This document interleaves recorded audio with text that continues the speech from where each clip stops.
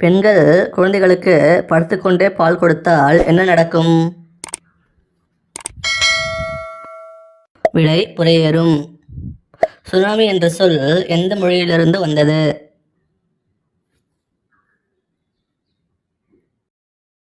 விடை ஜப்பான். தமிழ்நாட்டின் மிக நீளமான தேசிய நெடுஞ்சாலை எது?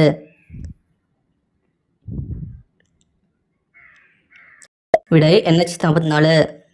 உலகின் மிகப்பெரிய தங்க சந்தையை கொண்டுள்ள நாடு எது?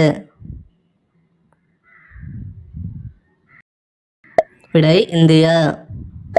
இந்தியாவில் எந்த ஆண்டு கணினி அறிமுகமானது?